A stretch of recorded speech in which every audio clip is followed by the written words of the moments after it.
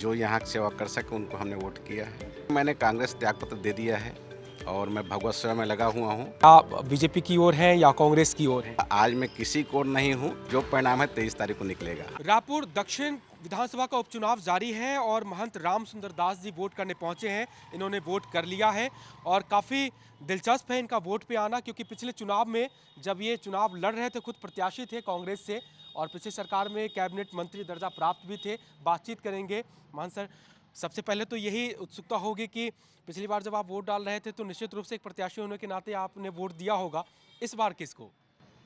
निश्चित रूप से इस समय हमारे रायपुर दक्षिण विधानसभा में उपचुनाव हो रहा है और उसमें अनेक प्रत्याशी हैं और जो यहाँ की सेवा कर सके उनको हमने वोट किया है। जी। तो अभी भी ये गोपनीय है? मतदान तो गोपनीय ही रहता है जी। और परिणाम 23 तारीख को आना है। तो जो सेवक बनेंगे क्षेत्र निश्चित रूप से सेवा करेंगे। जी। जी। इसलिए क्योंकि चूंकि आप चुनाव के बाद में कांग्रेस पार्टी छोड़ दिए तो चर्चा थी कि छोड़ दिए तो फिर क्या अभी भी कांग्रेस को पसंद कर रहे हैं या फिर बीजेपी आपकी पसंद हो गई है?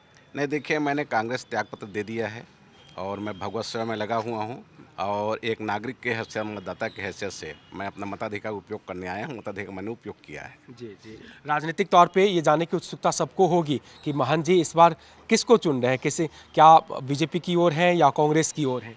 मैंने पहले ही कहा, आज मैं किसी को नहीं हूँ। मैं केवल मठ मंदिर की सेवा में लगा हुआ हूँ जी। और एक मतदाता के हैसियत से मैं मतदान करने आया हूँ। मैंने अपने मताधिकार उपयोग किया है और जो परिणाम है 23 तारीख को निकलेगा। आएगा विशेष रूप से एक मतदार के तौर पे होना भी चाहिए। क्षेत्र की देखा आपने, चूंकि आपने चुनाव भी लड़ा, राजनीति को भी करीब से समझते हैं। ये क्षेत्र ऐसा है कि धार्मिक क्षेत्र के रूप में विख्यात है। आप खुद एक सबसे बड़े प्रसिद्ध मठ के महंत जी भी है। क्या इस क्षेत्र में कुछ ऐसी चीज़ें हैं जो होनी चाहिए थी या इतने सालों में नहीं हो सकी जो अब होना चाहिए एक प्रायोरिटी के तौर पे? आप क्या? निश्चित, जैसे आपने कहा कि क्षेत्र धार्मिक है, निश्चित रूप से धार्मिक क्षेत्र है और असली रायपुर यही है जिसे हम लोग पुराना बस्ती कहते हैं और यहाँ बहुत सारे मठ मंदिर, धार्मिक स्थान बहुत ज़्यादा है। हमारे संत महात्मा जब बाहर से आते हैं तो उन्हें इस क्षेत्र को, रायपुर दक्षिण को, छोटी अयोध्या कहते हैं और जैसा विकास यहाँ का धार्मिक रूप से होनी चाहिए। यहाँ आप देखिए, दूधाधारी मठ है, महामाया मंदिर है, जैतूसाव मठ है, आपका दत्तात्रेय मंदिर है, बुढ़ेश्वर मंदिर है।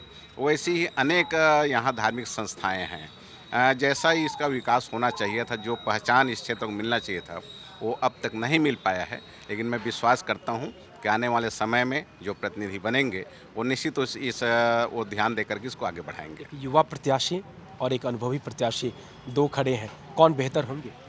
रायपुर दक्षिण के मतदाताओं को चयन करने का अवसर मिला है और मुझे ऐसा लगता है बेहतर प्रत्याशी को अपना प्रतिनिधि बनाएंगे और जो प्रतिनिधि बनेगा वो मनसा वाचा कर्मण समर्पित होकर क्षेत्र के विकास में ध्यान देंगे।